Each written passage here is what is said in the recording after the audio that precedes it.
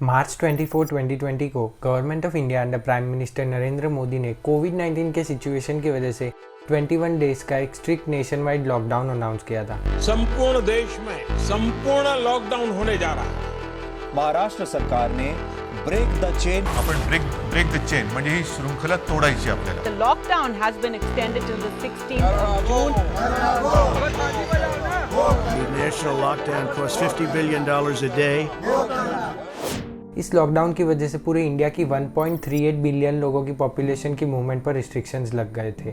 कई सारे कंट्रीज जैसे कि यूनाइटेड स्टेट्स और इटली ने भी एक लॉकडाउन अनाउंस किया था, पर या तो वो इस लॉकडाउन को अनाउंस करने में काफ़ी लेट थे या तो उनके लॉकडाउन जितने इफेक्टिव नहीं थे। जैसे कि ये इमेज हमें दिखाती है कि कैसे कई सारे लोग मिलान के एक नेबरहुड पार्क में लॉकडाउन के वक्त रिलैक्स कर रहे थे। इटली में लोगों को लॉकडाउन के वक्त भी अपने घर के बाहर जाना अलाउड था, पर इंडिया में ऐसा बिल्कुल भी नहीं था।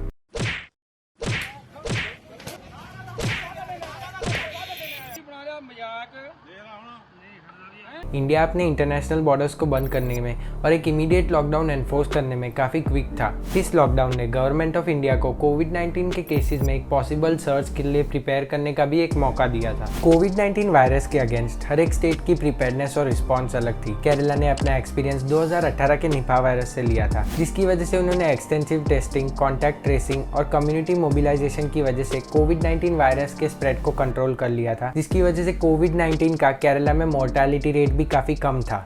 केरला ने माइग्रेंट वर्कर्स के लिए कई सारे टेम्पररी शेल्टर्स भी अरेंज किए थे। ओडिशा, जो कि कई सारे नेचुरल डिजास्टर के क्राइसिस से गुजर चुका था, कोविड-19 जैसी एक और कैलामिटी से फाइट करने के लिए रेडी था। महाराष्ट्र में कोविड-19 लॉकडाउन के वक्त ड्रोन्स को मॉनिटर करके सोशल डिस्टेंसिंग को चेक किया जा रहा था। महाराष्ट्र में कोविड-19 वायरस के स्प्रेड को कंट्रोल करने के लिए क्लस्टर कंटेनमेंट स्ट्रैटेजी का यूज किया जा रहा था। इस स्ट्रैटेजी में अगर किसी घर में 3 या 3 से ज्यादा लोग कोविड-19 पॉजिटिव हो तो उस घर के 3 किलोमीटर के रेडियस में सारे घरों में कोविड-19 वायरस के सिम्टम्स के लिए सर्वे किए जाते थे।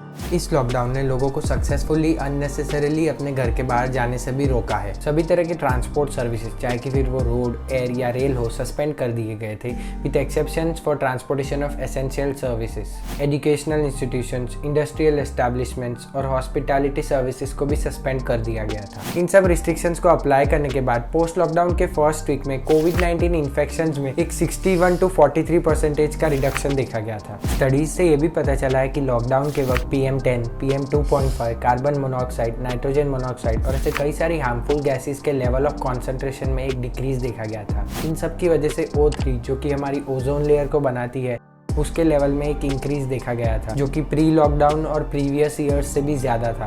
इन सब गैसेस के डिक्रीज का main reason restricted movement of traffic और टेम्पररी क्लोजर्स ऑफ इंडस्ट्रीज और फैक्ट्रीज था। लॉकडाउन की वजह से टूरिस्ट प्लेसेस, ओशंस और लैंडस्केप्स पे वेस्ट डंपिंग भी कम हो गई थी, क्योंकि लोग होम क्वारंटाइन थे। रिजल्ट्स हमें ये बताते हैं कि एक सडन स्टेट वाइड लॉकडाउन लगा देने की वजह से एक शार्प डिक्लाइन देखा गया था क्राइम अगेंस्ट वुमेन में। एक 60% रिडक्शन देखा गया था बाकी सारे क्राइम्स में भी। स्टडीज से ये भी पता चला था कि जिन एरियाज में एक ज़्यादा स्ट्रिक्ट लॉकडाउन था, वहाँ पर अनलॉक के बाद इकोनॉमिकली मोटिवेटेड क्राइम्स में एक सडन इंक्रीज देखा गया था। रिजल्ट से ये भी पता चलता है कि एक लॉकडाउन इंप्लीमेंट करने की वजह से 10 to 15% का ड्रॉप देखा गया था लोकल इकोनॉमिक एक्टिविटी में, जो कि ट्वाइस था उन म्यूनिसिपैलिटीज के इकोनॉमिक लॉस से जिन्होंने एक लॉकडाउन इंप्लीमेंट नहीं किया था। एक 3 to 4 मंथ के लॉकडाउन की वजह से सिमिलर इम्पैक्ट पड़ता है हमारी इकोनॉमी पे, जो कि 2009 के ग्रेट रिसेशन की वजह से हुआ था। फर्स्ट वेव के नेशन वाइड लॉकडाउन की वजह से कई सारे लोगों की जॉब्स चली गई थी, जिसकी वजह से स्मॉल बिजनेसमैन और डेली वेज वर्कर्स अनएम्प्लॉयड थे। एस्टिमेट्स ये बताते हैं कि हमारी ग्रोथ 8 to 9% होगी फिस्कल ईयर 2021 और 2022 में। Centre for monitoring Indian economy एक रिपोर्ट हमें ये बताती है कि लगभग 1 करोड़ इंडियंस ने कोविड-19 के सेकेंड वेव में अपनी जॉब लूज की है और अराउंड 97% हाउस होल्ड की इनकम कोविड-19 के फर्स्ट वेव से लेकर अब तक डिक्रीज ही होती जा रही है। थिंक टैंक, जो कि एक इंडिपेंडेंट बॉडी है, कहती है कि इंडिया का अनएम्प्लॉयमेंट रेट मई के एंड तक 12% तक आ जाएगा अगेंस्ट 8% इन अप्रैल।